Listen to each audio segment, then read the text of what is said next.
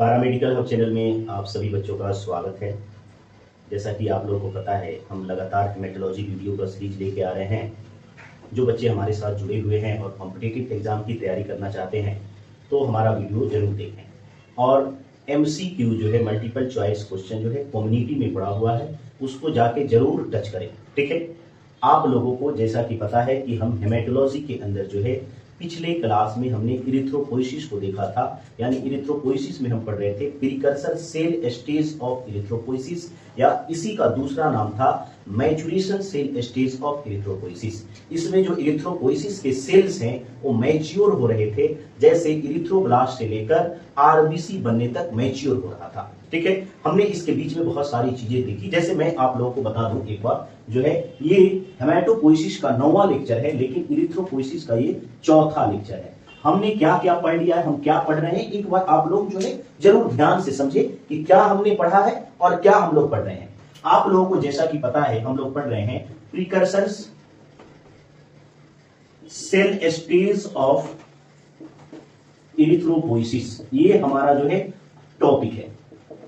इसमें जो है आपको पता है कि कैसे कैसे सेल जो है डेवलप होते हैं, उसके बारे में जानना है। जैसे precursor cell stage of erythropoiesis में सबसे पहला सेल जो है इसका प्रो इरिथ्रोब्लास्ट है। प्रो इरिथ्रोब्लास्ट जो है मैच्योर होता है और मैच्योर होकर अगला सेल बनाता है, जिसको हम जो है अर्ली इरिथ्रोब्लास्ट बोलते हैं। क्या बोलते हैं? Early erythroblast. नेक्स्ट अगर मैं आप लोगों को बात करता हूं, फिर अर्ली इरिथ्रोब्लास्ट नेक्स्ट डेवलप होता है और डेवलप होकर ये क्या बनाता है, तो इंटरमीडिएट इरिथ्रोब्लास्ट। ठीक है, ये आप लोगों को पहले से जानकारी हो गई है। फिर जो है इंटरमीडिएट इरिथ्रोब्लास्ट डेवलप होकर क्या बनाता है, तो लेट इरिथ्रोब्लास्ट बनाता है। क्या बनाता है बाबू? Late erythroblast. ठीक है, नेक्स्ट जो है लेट इरिथ्रोब्लास्ट डेवलप होकर रेटिकुलोसाइट बनाता है, और रेटिकुलोसाइट डेवलप करके क्या बनाता है, तो रेड ब्लड सेल बनाता है, यानी आरबीसी बनाता है। Red blood cell. Red blood cell क्या है? पेरिफेरल सेल है, प्रीकर्सर सेल नहीं है। अगर मैं आप लोगों से बात करूं, ये सारे जो सेल देख रहे हैं, 5 जो सेल हैं, ये क्या है? सभी प्रीकर्सर्स सेल हैं। कौन सेल है? प्रीकर्सर्स सेल्स ऑफ इरिथ्रोपोइसिस, यानी इरिथ्रोसाइट। इरिथ्रोसाइट का जो है ये प्रीकर्सर सेल है। क्लियर है? ये आप लोगों को समझने की जरूरत है। ये जो सेल है प्रो इरिथ्रोब्लास्ट से लेकर आरबीसी बनने तक, इसमें बहुत सारे चेंज देखने को मिलता है। वो चेंज क्या होते हैं उसके बारे में थोड़ा सा आप समझ लीजिए। हमने पिछले लेक्चर में बताया था कि 5 चेंजेस देखने को मिलता है। जैसे आप क्या करते हो, अगर मैं आप लोगों से बात करूं कि जैसे प्रो इरिथ्रोब्लास्ट है और प्रो इरिथ्रोब्लास्ट से रेड ब्लड सेल बनने तक क्या होता है, इस सेल का साइज डिक्रीज होता है, यानी सेल छोटा होता है। जैसे जैसे मैच्योर होता है सेल छोटा हो जाता है। आमतौर पर ये रिवाज है या आमतौर पर प्रकृति का नियम है, कोई चीज डेवलप होता है तो बड़ा होता है, लेकिन ये जब डेवलप होता है तो साइज में छोटा होता जाता है। नंबर 1। दूसरी बात यह है कि जब ये डेवलप होता है, इसमें जो है शुरुआत के समय में जो ये प्रो इरिथ्रोब्लास्ट है, इसमें कोई हेमोग्लोबिन नहीं पाया जाता है, लेकिन लास्टली रेड ब्लड सेल बनते वक्त हेमोग्लोबिन उसमें होता है। यानी दूसरे नंबर में बोलूं कि हेमोग्लोबिनाइजेशन इस प्रक्रिया में पूरी होती है। थर्ड की अगर मैं बात करूं, इस शुरू वाले जो प्रो इरिथ्रोब्लास्ट है, इस सेल में बहुत सारे सेल ऑर्गेनेली पाए जाते हैं, लेकिन आरबीसी में कोई सेल ऑर्गेनेली नहीं होता है, सिर्फ आरबीसी में हेमोग्लोबिन भरा हुआ रहता है। नेक्स्ट अगर मैं बात करूं, यानी जो है जितने भी सेल ऑर्गेनेली है शुरू में रहते हैं, लास्ट में डिसअपीयर हो जाते हैं।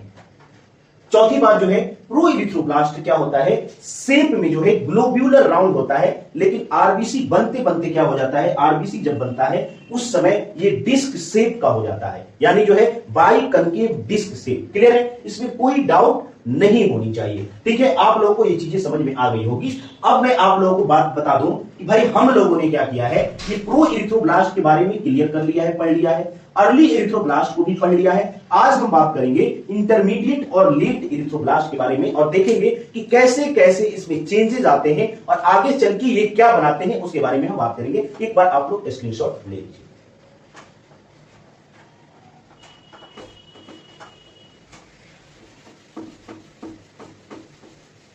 जैसा कि आप लोगों को पता है, मैं अगर बोलूं, देखो सबसे पहले अगर मैं बात करता हूं, देखो 3 नंबर जो सेल हम लोगों को पढ़ना है क्या है भाई, 3 नंबर में है इंटरमीडिएट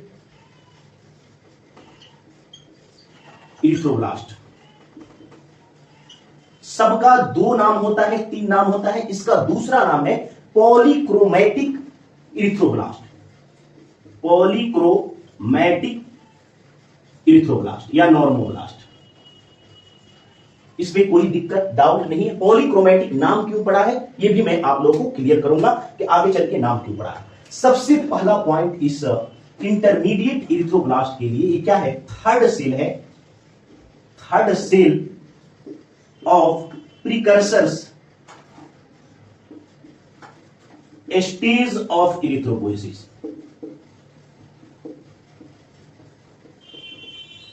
क्या है, थर्ड सेल है। सबसे इंपोर्टेंट पॉइंट ये क्या है, तीसरे नंबर का सेल है। पहला जो सेल हमने बोला था प्रो इरिथ्रोब्लास्ट, दूसरा अर्ली इरिथ्रोब्लास्ट, ये तीसरा सेल है इंटरमीडिएट इरिथ्रोब्लास्ट या इसी का दूसरा नाम है पॉलीक्रोमैटिक इरिथ्रोब्लास्ट या नॉर्मोब्लास्ट। क्लियर है, इसमें कोई दिक्कत नहीं है। अब जो है सबसे पहले हम बात करते हैं इस सेल की ओरिजिन किस सेल से हुई है, किस सेल से ये बना है, उत्पत्ति किस सेल से हुई है। तो उत्पत्ति जो है इसकी अर्ली इरिथ्रोब्लास्ट से हुई है, अर्ली इरिथ्रोब्लास्ट। आगे चल के ये सेल कौन सा सेल बनाता है, आगे चल के अगर मैं बोलूं गिव राइज टू, ये आप लोग को जानना है, गिव राइज टू आगे चल के कौन सा सेल बनाएगा, तो यहां आपको जानना होगा लेट इरिथ्रोब्लास्ट। आगे चल के लेट इरिथ्रोब्लास्ट बनाता है, इसमें कोई कहीं परेशानी नहीं होनी चाहिए। अब मैं बात करता हूं मेरे प्यारे बच्चों शेप की, कि भाई शेप कैसा होता है। तो शेप आप लोगों को पता है कि सभी का लगभग ग्लोब्यूलर राउंड होता है। ग्लोब्यूलर राउंड का मतलब क्या होता है, तो आपको मैं बताया था कि ग्लोब से वर्ड आया है ग्लोब्यूलर, यानी जो है पृथ्वी अर्थ का मॉडल है ग्लोब। अर्थ का शेप जियोड होता है, यानी जो है गोलाकार तो दिखाई देगा लेकिन कहीं उभरा हुआ पार्ट है, कहीं धसा हुआ पार्ट है। यानी जब आप अर्थ के सरफेस को देखिएगा, कहीं पहाड़ है, कहीं जो है नदी है, कहीं समंदर है, तो इसकी वजह से जो है कहीं उभरा हुआ है, कहीं धसा हुआ है। उसी तरीके से जो है ये आपको दिखेगा कि कहीं उभरा हुआ है, कहीं धसा हुआ है, यानी आपको पूरी तरीके से गोल दिखाई तो देगा लेकिन गोल होगा नहीं। ठीक है, ग्लोब्यूलर। अब यहीं पे मैं बात कर लेता हूं मेरे प्यारे बच्चों साइज की। तो आपको पता है साइज जैसे जैसे बढ़ रहा था वैसे वैसे छोटा हो रहा था। जैसे हमने प्रो इरिथ्रोब्लास्ट को देखा था, तो प्रो इरिथ्रोब्लास्ट का साइज था 15 से 20 माइक्रोमीटर। फिर हमने देखा अर्ली इरिथ्रोब्लास्ट को, अर्ली इरिथ्रोब्लास्ट का साइज था 13 से 17 माइक्रोमीटर। अब हम देख रहे हैं भाई इंटरमीडिएट इरिथ्रोब्लास्ट, इसका साइज होता है 11 से लेकर 15 माइक्रोमीटर, माइक्रोमीटर इन डायामीटर, डायमीटर में मापते हैं। कोई भी गोलाकार चीज हो उसका जो है व्यास या उसको मापने का तरीका है डायमीटर में ही मापते हैं। क्लियर है। अब आप लोग को यह चीज पता हो गया कि शेप साइज क्या है। अब मैं आप लोग को यह बताता हूं साइटोप्लाज्म के अंदर क्या पाया जाता है और साइटोप्लाज्म कैसा होता है, ये चीज आप लोगों को जाननी होगी। तो हम अगर मैं बोलूं larger than early erythroblast, early erythroblast, इसमें कोई डाउट नहीं होना चाहिए। यानी अर्ली इरिथ्रोब्लास्ट क्या होता है, बड़ा होता है, छोटा नहीं होता है। इसी को हम क्या बोलते हैं, साइटोप्लाज्म क्या होता है, कैसा साइटोप्लाज्म होता है, तो पॉलीक्रोमैटिक होता है। क्या होता है, पॉलीक्रोमैटिक। इसको हम समझेंगे पॉलीक्रोमैटिक क्यों होता है। आगे जो है आप लोग एक बार स्क्रीनशॉट ले लीजिए। इस पर हमने बताया सबसे पहले जो है इंटरमीडिएट इरिथ्रोब्लास्ट हम पढ़ रहे हैं, इसी का दूसरा नाम पॉलीक्रोमैटिक इरिथ्रोब्लास्ट है। Third cell of precursor stage of erythropoiesis है। ओरिजिन अर्ली इरिथ्रोब्लास्ट है, आगे चल के लेट इरिथ्रोब्लास्ट बनाएगा। शेप ग्लोब्यूलर राउंड है, साइज 11 से 15 माइक्रोमीटर इन डायमीटर है। Cytoplasm larger than early erythroblast, polychromatic cytoplasm होता है, यानी एक से ज्यादा कलर लेता है। यहां तक बातें क्लियर हो गई है, आप लोग स्क्रीनशॉट ले लीजिए, हम जो है इसको मिटा देते हैं।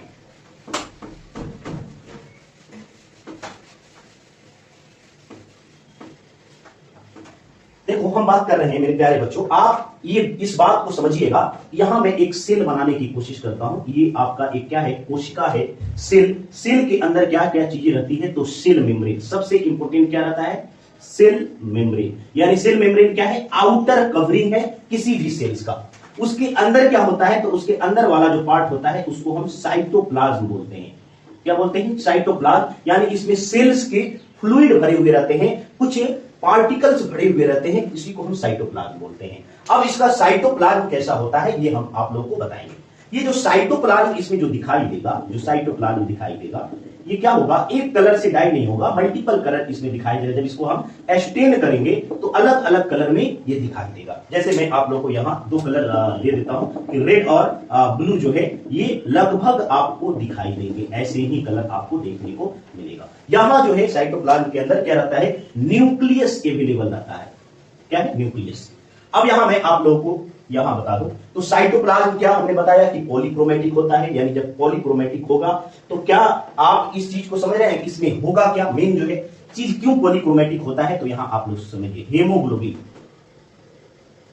हेमोग्लोबिन के बारे में। यहीं पे हेमोग्लोबिन क्या होता है, स्टार्ट अपीयरिंग, सबसे इंपॉर्टेंट पॉइंट, स्टार्ट अपीयरिंग मतलब यहां जो है आपको ये हेमोग्लोबिन कम से कम इसमें दिखाई देगा, साइटोप्लाज्म के अंदर अपीयर होना शुरू हो जाएगा। देखो हेमोग्लोबिन के बारे में मोस्ट इंपोर्टेंट पॉइंट ये है कि हेमोग्लोबिन बनना स्टार्ट हुआ था प्रो इरिथ्रोब्लास्ट में, लेकिन अब यहां जो है प्रेजेंट होना शुरू होगा, अपीयर होना शुरू होगा।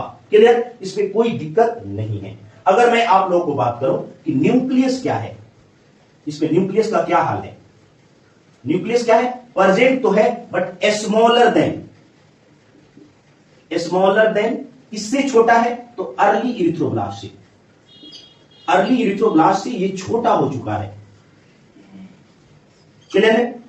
अब अगर मैं आप लोगों को बात करूं, ये जो न्यूक्लियस है ये जो है एसिडिक प्लस बेसिक डाई देगा, दोनों डाई देगा, एसिडिक प्लस बेसिक दोनों से कलर हो जाएगा। ये इंपॉर्टेंट पॉइंट है।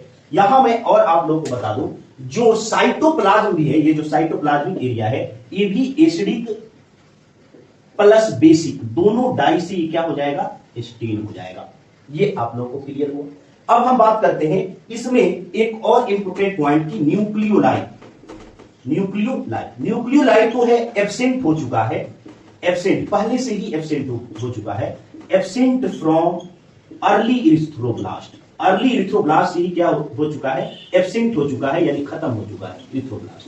शुरू में जो है ये प्रो इरिथ्रोब्लास्ट में प्रेजेंट था, कितने 2 से 5 दिखाई दे रहे थे, लेकिन अर्ली इरिथ्रोब्लास्ट में खत्म हो गए थे, वहीं से एब्सेंट चल रहा है, अब इसमें प्रेजेंट नहीं है।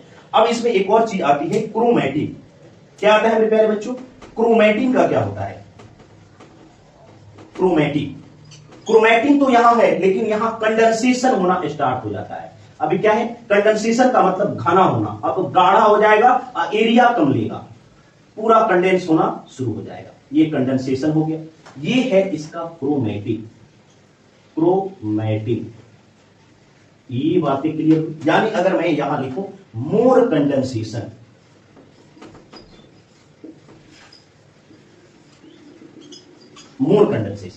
यानी आपको ये जानकारी होनी चाहिए कि यहां क्या हो रहा है, कंडेंसेशन मतलब कंपैक्ट होना स्टार्ट हो रहा है, छोटी सी जगह में जो है अपने आप को लिमिटेड करता जा रहा है। ठीक है, ये बातें क्लियर हो गई। लोकेशन इसका आपको पता है, ये कहां रहता है, इंटरमीडिएट इरिथ्रोब्लास्ट, तो आपको पता है कि ये बोन मैरो में रहता है, बोन मैरो के अलावा कहीं नहीं रहता है। लोकेशन क्या है, बोन मैरो। तो ये चीजें आप लोगों को यहां खत्म हो गई कि भाई इंटरमीडिएट इरिथ्रोब्लास्ट पढ़ रहे थे और इंटरमीडिएट इरिथ्रोब्लास्ट जो है ये आपको खत्म हो गया, यहां कोई चीज नहीं बचा है। इसमें हमने हेमोग्लोबिन देखा, सबसे इंपॉर्टेंट पॉइंट यही है एग्जाम पॉइंट ऑफ व्यू से कि हेमोग्लोबिन का अपीयरेंस कहां स्टार्ट होता है, तो अर्ली इरिथ्रोब्लास्ट में। ठीक है, उसके बाद जो है इसमें डाई का जो है ये कैसा होता है, पॉलीक्रोमैटिक, क्योंकि पॉलीक्रोमैटिक इसलिए बोला जाता है कि एसिडिक और बेसिक दोनों डाई देते हैं इसलिए। ठीक है, आप लोग स्क्रीनशॉट ले लीजिए। आगे बढ़ते हैं, अगला सेल आपका है लेट इरिथ्रोब्लास्ट।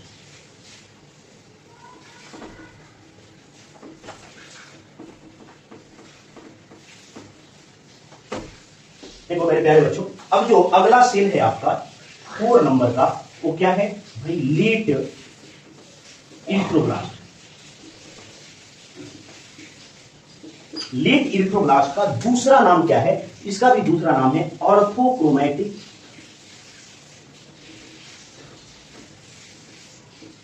नॉर्मोब्लास्ट या इरिथ्रोब्लास्ट, दोनों बोल सकते हैं। ठीक है, ऑर्थोक्रोमैटिक इसको बोलते हैं, ऑर्थोक्रोमैटिक होता है, ऑर्थोक्रोमैटिक। क्लियर है। अब जो है अगर मैं बात करूं आगे जो है ये कैसा, सबसे इंपॉर्टेंट पॉइंट इसमें है कि ये क्या है, फोर्थ सेल ऑफ, यानी चौथा सेल है, fourth cell of precursors cell stage of erythropoiesis, यानी ये चौथा सेल है इसका, यानी इरिथ्रोपोइसिस का जो है precursor cell stage of erythropoiesis का क्या है, चौथे नंबर का सेल है। इसके पहले हम लोग 3 क्लियर कर चुके हैं। ठीक है, 3 कौन कौन था, तो प्रो इरिथ्रोब्लास्ट, अर्ली इरिथ्रोब्लास्ट और इंटरमीडिएट इरिथ्रोब्लास्ट। अब हम लेट इरिथ्रोब्लास्ट बढ़ रहे हैं। सबसे पहला इंपॉर्टेंट पॉइंट, ओरिजिन, कहां से इसकी उत्पत्ति हुई है। ओरिजिन आपको पता है कि ये बना है इंटरमीडिएट इरिथ्रोब्लास्ट। आगे चल के ये क्या बनाता है, यानी आगे चल के जो सेल बनाएगा उसका नाम होगा रेटिकुलोसाइट। क्या होगा, अगर मैं बोलूं कि गिव राइज टू, आगे चल के कौन सा सेल बनाएगा, राइज टू, तो गिव राइज टू आगे चल के आपको रेटिकुलोसाइट बनाएगा ये। ठीक है, फिर हम बात करते हैं, बात आती है शेप। तो शेप इसका सेम रहता है, ग्लोब्यूलर राउंड, ये आपको बता दिया ग्लोब्यूलर राउंड क्या होता है। साइज, अब इंपॉर्टेंट पॉइंट है साइज। साइज इसका भी धीरे धीरे क्या होता है, खत्म, यानी छोटा होता जाता है। साइज की अगर मैं बात करूं तो साइज हो जाता है 8 से लेकर 10 माइक्रोमीटर इन डायमीटर, ये इसकी साइज है।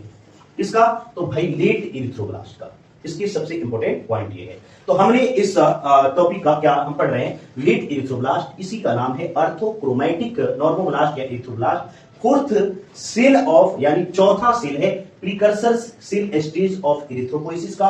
ओरिजिन इसकी इंटरमीडिएट इरिथ्रोब्लास्ट से हुई है, आगे चल के रेटिकुलोसाइट बनाएगा। शेप क्या है, तो ग्लोब्यूलर राउंड है। साइज क्या है, तो 8 से 10 माइक्रोमीटर है। अब फिर बात करते हैं कि भाई इसमें और क्या क्या चीजें पाई जाती है। अब हम समझते हैं साइटोप्लाज्म। साइटोप्लाज्म के बारे में हम यही क्लियर कर लेते हैं। देखो साइटोप्लाज्म क्या होता है, यहाँ सबसे पहले यहां देखो, ये है साइटोप्लाज्म, इसके साइटोप्लाज्म। साइटोप्लाज्म जब एक्चुअली जो है एसिडोफिलिक होते हैं, यहां मैं समझा देता हूं, एसिडोफिलिक। एसिडोफिलिक का मतलब, या इसी को बोलते हैं एसिनोफिलिक, जो बेसिक जो है एसिडिक डाई से, जो एसिडिक डाई से स्टेन हो या एसिडिक स्टेन से स्टेन कलर हो, उसको हम क्या बोलते हैं, एसिडोफिलिक बोलते हैं, एसिनोफिलिक बोलते हैं। आपको पता है कि आप जब लैब में काम करते हो तो आप सेल एग्जामिनेशन करते हो, सीबीसी करते हो, पेरिफेरल ब्लड स्मीयर करते हो, तो आप स्लाइड बनाते हो और स्लाइड बना के जो है उस स्मीयर को कलर करते हो और कलर करके तब माइक्रोस्कोप में देखते हो। वही कलरिंग प्रोसेस क्या कहलाता है, स्टेनिंग कहलाता है। उसका एक प्रोसेस है जिसमें कौन सा डाई लेगा, तो एसिडोफिलिक लेगा, इसमें कोई कहीं दो राय की बात नहीं है। ठीक है, अब जो है कैसा साइटोप्लाज्म होगा इसका, तो ये मैं आप लोगों को बता देता हूं। साइटोप्लाज्म इसका होगा पिंक कलर, कैसा होगा, पिंक, पिंक कलर का साइटोप्लाज्म होगा। ये क्लियर हो गई, ये सारी चीजें साइटोप्लाज्म के बारे में आपको यहां लिखी गई है, साइटोप्लाज्म। ठीक है, एक बार मेरे प्यारे बच्चों स्क्रीनशॉट ले लीजिए, आगे बढ़ते हैं।